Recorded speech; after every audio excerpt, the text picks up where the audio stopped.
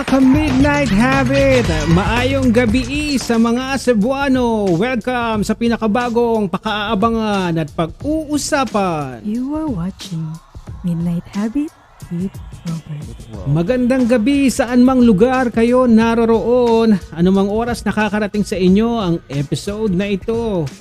Tambayan niyo muna kami sa humigit kumulang kalahating oras at ating pag-usapan ng mga bagay-bagay na may kinalaman sa buhay-buhay. Tungkol man ito sa inyong sarili o anumang plano bilang paghahanda sa inyong kinabukasan. Yes! Sama-sama nating harapin ang buhay with positivity and good vibes here on Midnight Habit. Tayo ay live every Tuesdays and Thursdays on FB. Ang bawat episode ay nasa YouTube at Spotify. Search nyo lang using the keyword Midnight Habit. At sana tulungan nyo po ako sa aking YouTube channel to reach the 1K mark.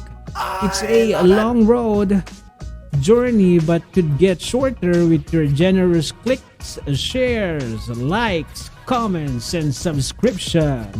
At para naman sa inyong mga katanungan tungkol sa life plan ni St. Peter, check out our official Facebook page partner, St. Peter Anywhere, and official TikTok account at St. Peter Anywhere.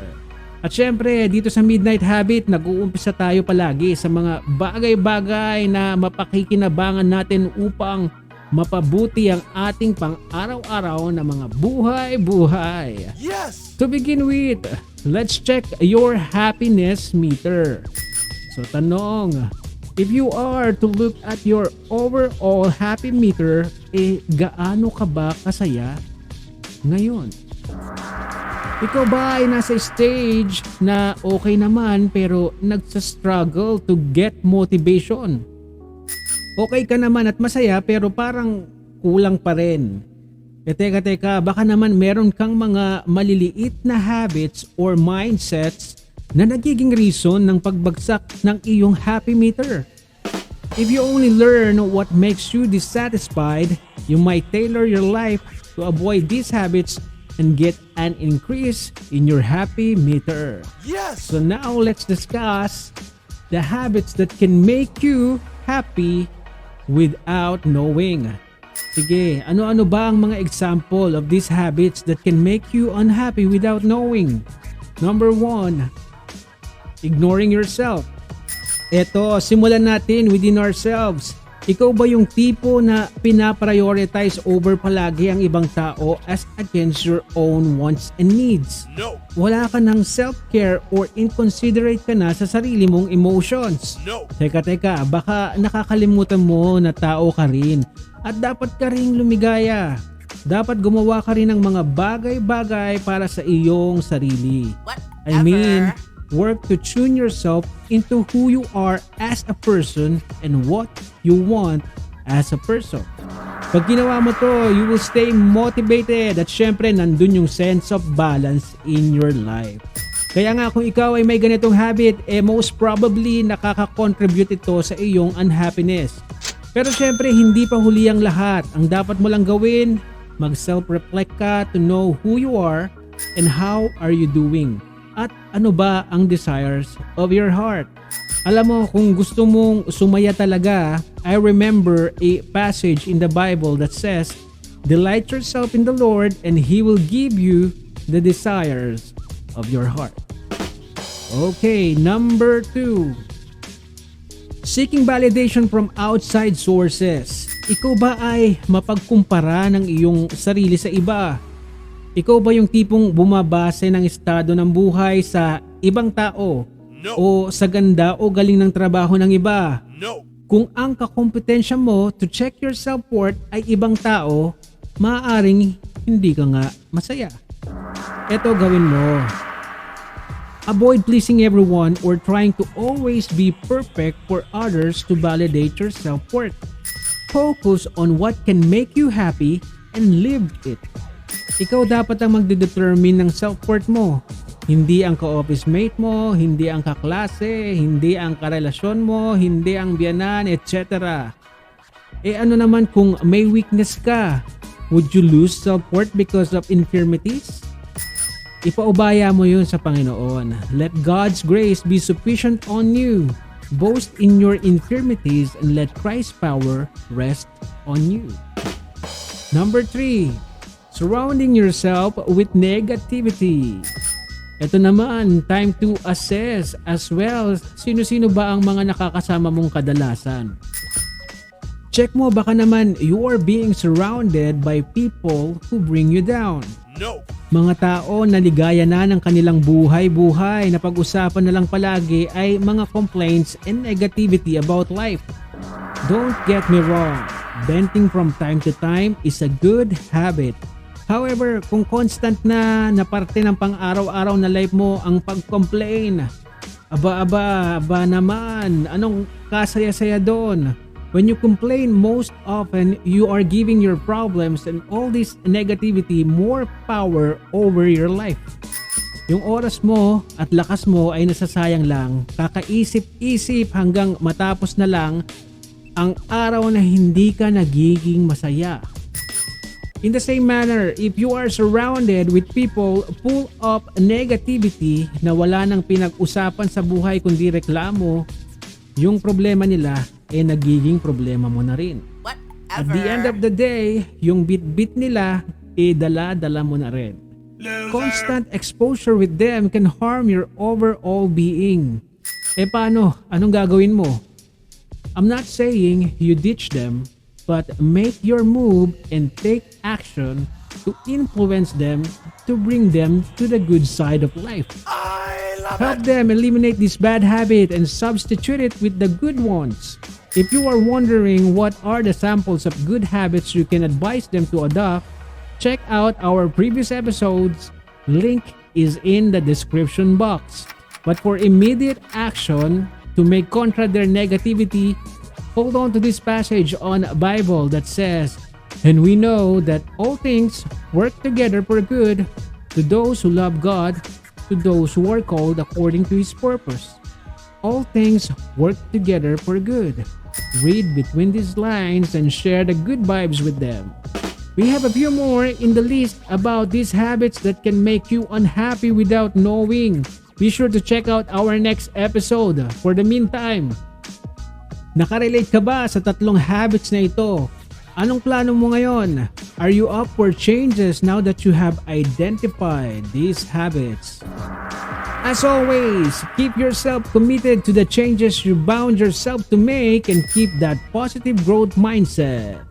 If you have other habits you know can help others be a better version of themselves, let us know in the comment section. And if you want to go live with me in our streaming, PM mo lang ako and be my guest. Yes! Together, let's share some good vibes here on Midnight Habit. Time check. You are watching Midnight Habit with Robert. with Robert. with Robert.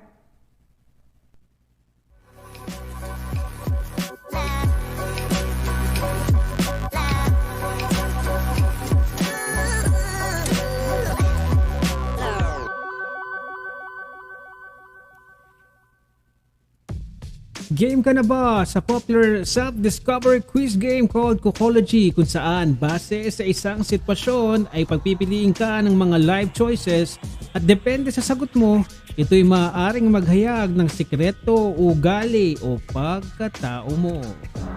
Sa mga maglalaro nito, meron lang tayong konting reminders. Put yourself inside the scenario. Yung unang pumasok na sagot sa isip mo, yun ang mas tama. Huwag mo nang i-predict ang sagot na maganda. Stick to your guts. Be honest with your answer and stay open-minded. Titignan natin on a psychological perspective ang iyong sagot and see how your mind works. Whatever. Always keep these rules by heart and be amazed with the result. Okay. At ang title ng ating Kokology for today is Hang Out to Dry.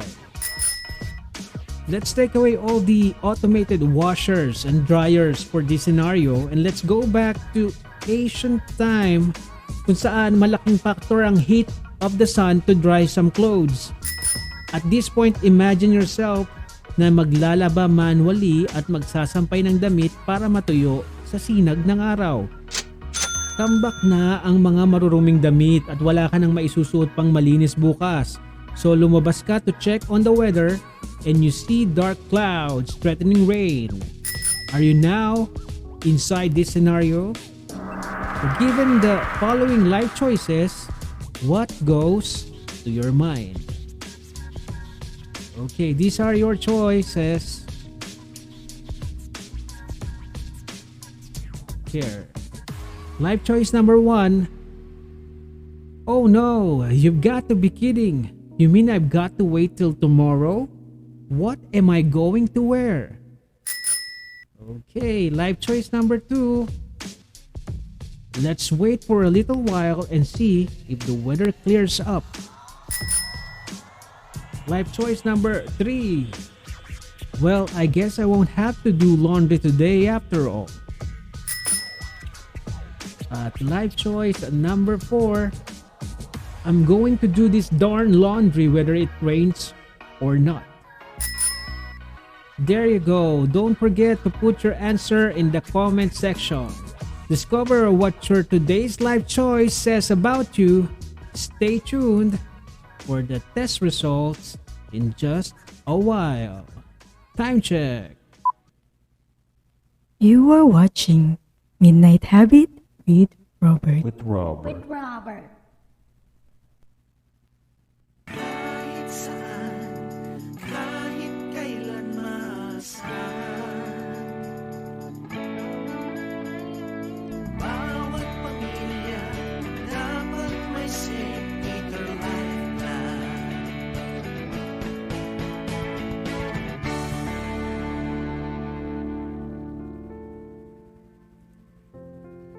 Some people often compare life plan versus major life insurances here in the Philippines, and they themselves believe that if you already have life insurance, you no longer need a life plan. Are you one of them that presumes that the proceeds of life insurance can already cover for burial and related memorial services? While it may be uneasy to touch this topic, having conversations like this can help you and others prepare emotionally when that unwanted event comes. Let's look into the scenario of a family similar to what we had in our previous episode. Si nanay, si kuya, si ate, si bunso, kasama si lola sa bahay. Si kuya ang may trabaho na regular na sumasahod ng 25k plus bonuses sa isang stable company for almost 4 years na. At si ate ay pinapag-aral niya na nag-graduating na sa high school, si bunso elementary. Ulila na sila sa tatay at ang tumatayong breadwinner ay syempre si kuya. May sideline naman si mother na maliit na sari-sari store, enough lang ang kita nito para ipamuhay araw-araw. Si kuya noong 2015, knowing na siya ang may biggest responsibility sa family and wanted to secure them kung mawala man siya, so he got a life insurance believing that if something happens to him, this is enough to cover for his family's expenses kung magsisimula man silang muli. Wise move kasi isinama na ni kuya sa kanyang monthly expenses ang life insurance.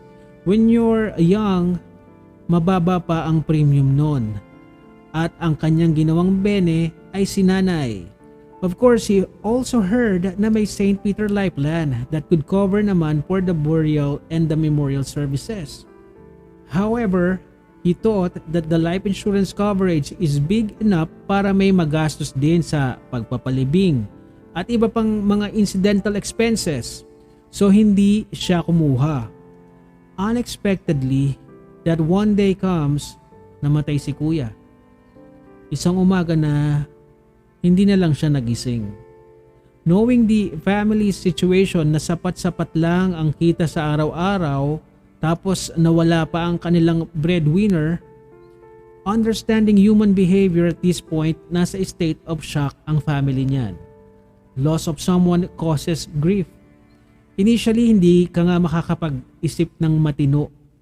Pero something will tell you na you have to deal with this emergency at hindi mo pwede ipagpaliban or ipa-delay. Of course, they wanted to provide decent burial and memorial services, so they scouted sa mga funeral homes nearby. At nakarating sila sa 3 magkakaibang punerarya. Sa Punerarya Paz, 100K. Sa Punerarya Oro, 65K. At sa Punerarya Dayao, ang offer ay 60K. These are the cheapest decent burial in their place during that time. Mahal na kasi at need na. Knowing the family's financial situation na enough lang ang kita tapos may ganitong gastusin, ano sa tingin nyo ang urgent concern ng family? Hanapin ba ang life insurance ni kuya?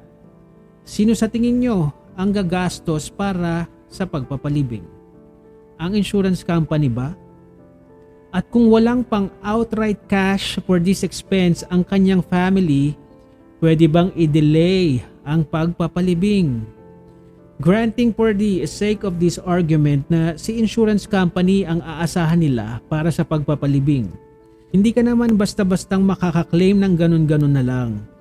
Syempre may proseso yan na pagdadaanan.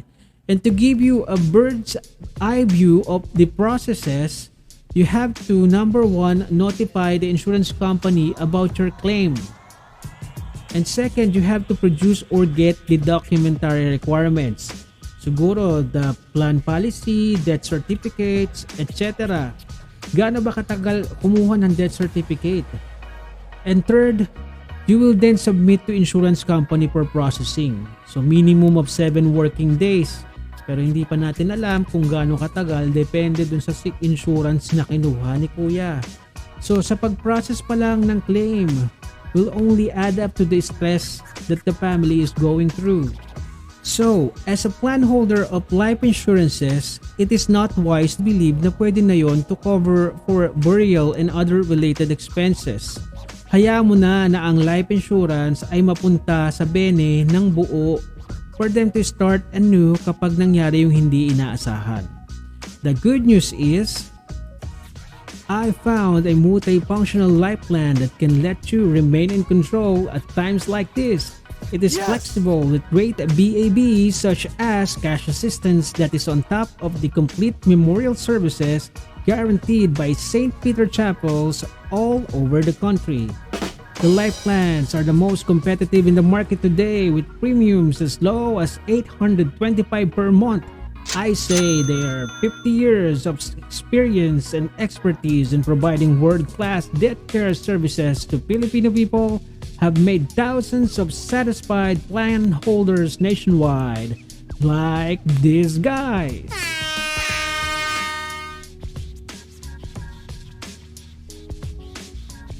You may be asking, does St. Peter Life Plan includes life insurance? Insurance in the forms of cash benefits and accidental death insurance are part of the value-added benefits of St. Peter Life Plan, making it the best deal amongst life plan in the Philippines. How? Number 1, cash benefit. Upon approval, beneficiaries of insurable plan holder may receive cash benefit equivalent to 100% of the contract price of the plan if the plan holder dies a year after the plan was acquired, or within 5 years after the full payment, provided the plan holder has not reached the age of 65 upon death. Teka, anong ibig sabihin?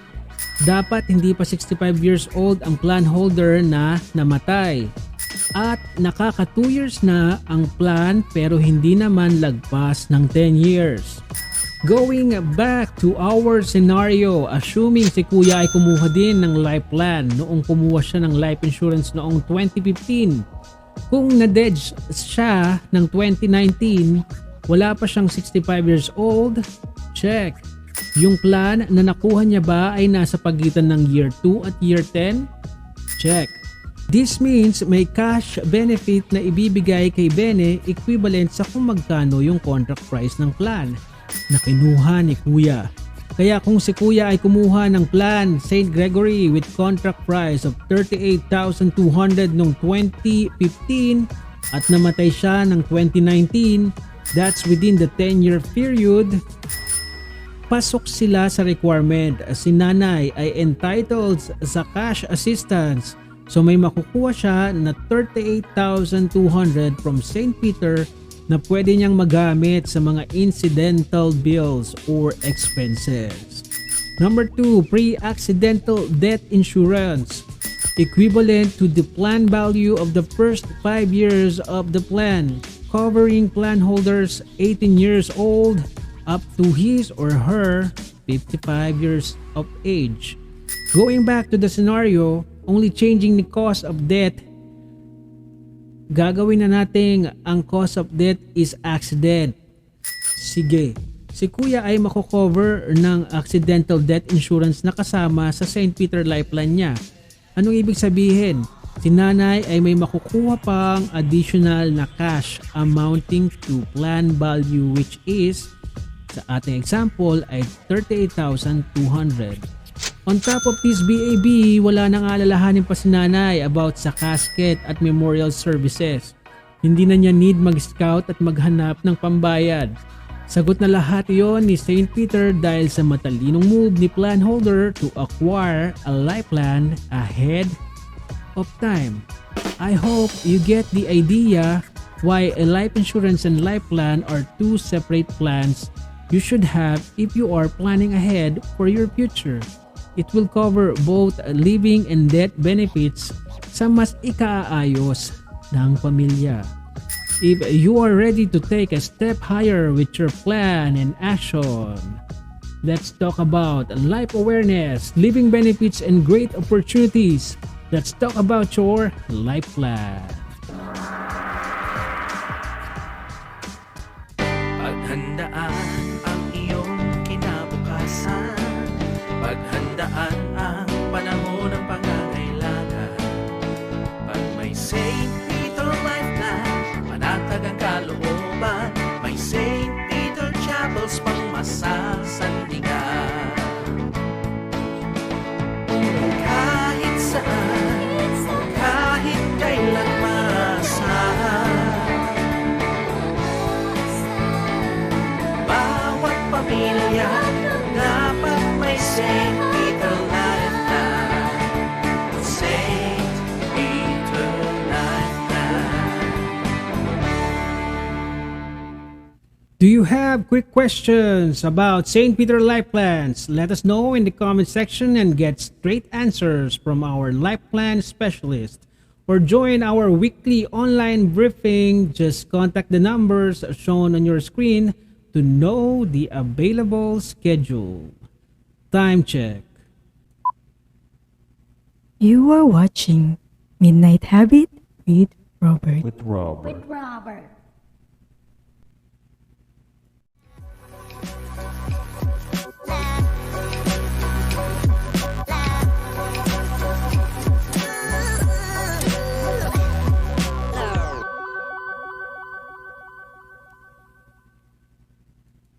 Okay, we're back for our today's in Kokology, where we are going to get the result for our scenario.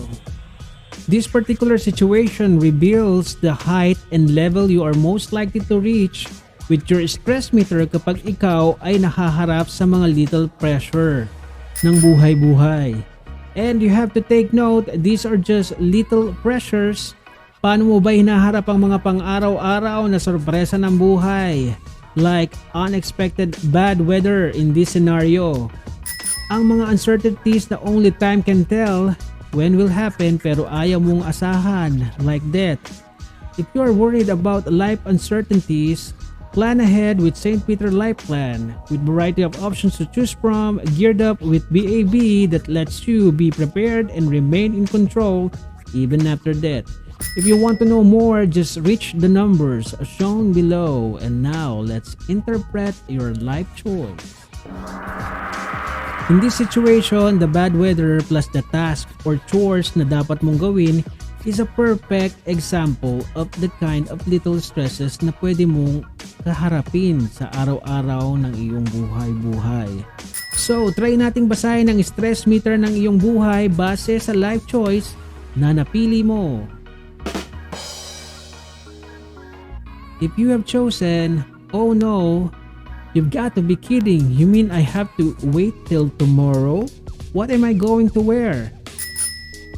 Ang stress level mo dito ay 80. Mataas na stress level ito. Ikaw yung tipo na kahit maliliit na bagay na pang-asar sa buhay ay hindi mo napapalagpas. To the extent na hinahayaan mo na itong makaapekto sa iyo sa buong araw. Kaya naman kaway-kaway sa'yo, mag-chillax din pag may time. Kung palagi mong iintindihin even the smallest petty stresses in your life, baka mapaaga ang paggamit mo ng iyong St. Peter Life Class. Okay, if you have chosen, let's wait for a little while and see if the weather clears up. Ito ang stress level na manageable, level 50. Hindi ka madaling ma-overwhelmed ng mga pang-asar ng buhay, and you are able to look at a different perspective kung meron ka mang kahaharapin na wala sa iyong plano. Marunong kang mag-identify ng problem and solve the ones you can as it arises. Ang thinking mo, hindi lahat ng stress ay makakasama. Ang iba, nakakapag-motivate pa para sa iyo. Yes! So good for you. Reserve mo lang ang St. Peter Life Class. If you have chosen, well, I guess I won't have to do the laundry today after all. Ito, ang stress level nito ay nearly zero. Isa sa philosophy mo sa buhay ay ang pagiging easygoer. Yes! Hindi mo hinahayaan na i-bother ka ng mga petty things that hinders your day. You don't see the point of worrying kung alam mo lang din naman na hindi mo ito kontrolado. Kaya naman ang St. Peter Life Plan mo ay naka-reserve sa mga klase ng tao na pumili ng life choice number 1 at itong susunod na life choice. Kung ang pinili mo ay I'm going to do this darn laundry whether it rains or not, ang stress level mo ay close to 100. Sila yung mga klase na ma-effort pero nasasayang kasi they act on their emotions over rational thinking. At kadalasan they end up with bigger problems and multiply the stresses. Kasi ini-ignore na nila ang realidad at gustong mag-magic para magawa ang imposible. Kung ikaw ay nandito sa level na ito, mag-relax ka naman kasi baka ang mga tao sa paligid mo ang mapagamit ng St. Peter Life Plan mo. And there you go. Match ba sa inyong personalidad ang life choice na napili nyo? O ikaw ba yung di sang-ayon sa mga klase ng stress level na meron ka? Don't forget to leave your comments and make yourself heard until our next Kokology session. Okay, time check. You are watching Midnight Habit with Robert. With Robert.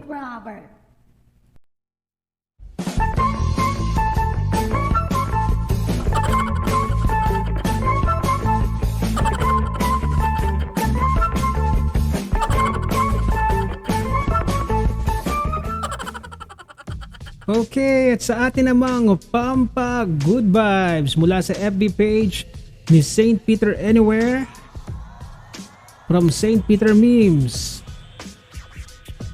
Ang post ay, St. Peter, wala nang nag-aalaga sa'yo. Halika kapatid, kami na mag-aalaga sa'yo. And let's read some of the comments. Okay, eto si Ana Rose Lacson Patino. Mabuti na lang may St. Peter na tayo, Mama Tess. Sabi na dito maaalagaan ako eh. At eto naman si RWL RYS NBL, gusto mo may mag-alaga sa'yo? Preach Sunga? Yan na. Si Generoso Liberan, complete papers na ako sa iyo. St. Peter, I am ready. And there you go mga ka-MH. Kayo ba ay mayroong nalalamang mga St. Peter memes or witty comments about St. Peter. Walang personalan, sports lang, i-post nyo na yan sa ating FB page, St. Peter Anywhere PH, or mag-comment lang sa video na ito gamit ang hashtag na St. Peter Anywhere at i-share ang good vibes dito sa ating St. Peter memes, Pampa Good Vibes. Time check. You are watching Midnight Habit with Robert. For more videos about life plan and other episodes of Midnight Habit, check out our official YouTube channel and Facebook page shown on your screen, or you may visit the links written at the description up above or down below. Don't forget to subscribe and hit the notification bell to keep you updated. Click share to spread the good vibes of life. And if you are thinking of getting a life plan and wondering which to choose, we'll provide you with the best options so you can always stay in control. Our numbers are flashing on your screen. Make your move to book an appointment today. Time check. You are watching Midnight Habit with Robert.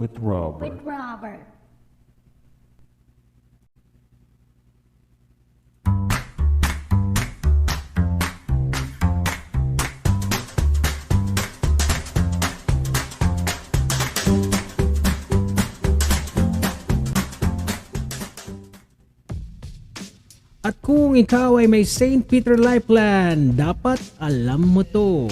Kung ikaw ay nag-avail ng life plan, the first year of your paying period ay sakop ng contestability. Ano ba ang period na ito para kay St. Peter at para kay plan holder? Under the law, ito ang panahon kung saan si St. Peter ay may rights para tanungin o questionin si Bene sa kanyang inire-raise na claim. Sa period na ito ay pwedeng i-deny ni St. Peter ang cash assistance or premium deemed paid clause ng policy. Anong ibig sabihin? Supposedly kasi, a plan holder acquires a plan in preparation for future use pero hindi naman agad-agad like in the nearest future. Ang presumption, si plan holder ay healthy enough to pass more years ng kanyang buhay. Otherwise, if si plan holder ay nag-buy ng plan at alam niya ang kanyang underlying condition ay may possibility na gamitin na niya agad ang plan, it forfeits the insurance clause of this life plan. Kaya nga kung si plan holder after acquiring the plan ay namatay 6 months after or before first year, covered siya ng contestability period. Kaya maaaring ang cash benefit ay hindi maging in effect. Walang makukuhang cash assistance ang kanyang bene at ang premium deemed paid clause sa plan ay hindi rin mag-e-effect. Ang exception natin of course ay if ang cause of death ay aksidente. Pero wala mang insurance, ang burial at memorial services ay ipo-provide pa rin ni St. Peter. During contestability period, insurance lang ang nawala pero ang casket at services ay nandun pa rin. More of this at iba pang mga bagay-bagay na dapat alam mo kung ikaw ay may St. Peter Life Plan, kaya tutok lang sa susunod na segment ng Dapat Alam Mo To. Time check. You are watching Midnight Habit with Robert. Hoping we made your midnight worthwhile mga ka-MH. Shout out din dyan sa mga may pinagdadaanan sa buhay na nagtatanong sa kanilang sarili kung paano ba magkakaroon ng tamang mindset para harapin ang hamon ng buhay. Alam nyo, mas maganda kung ang hahanapin nyo ay ang guidance na ibinibigay ng Diyos sa mga tao na nasa kanyang commandments, nasa kanyang mga kautusan, nasa kanyang mga salita. Whether mentally, physically, emotionally, or spiritually, His words can help you cope in any situation. Always pray, keep an open communication with God, make your requests known to Him. Trust Him, He knows best. And if you need biblical and scientific insights on matter about paano tayo magiging handa upang harapin ang anumang sitwasyon sa buhay, check this out.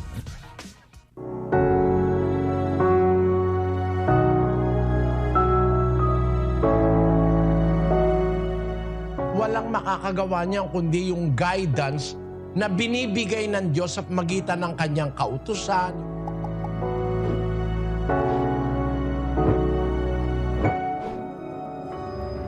Full episode is available via Brother Ellie channel on Facebook, Instagram, Twitter, and YouTube. Time check. You are watching Midnight Habit with Robert. With Robert. With Robert.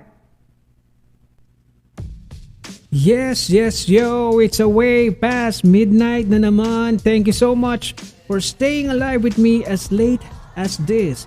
If you enjoyed this episode, please check out our other videos about habit of life planning and taking actions. I have been your host, Robert Rubio, helping you discover more about yourself and your life plan. Until next time, God willing, good night.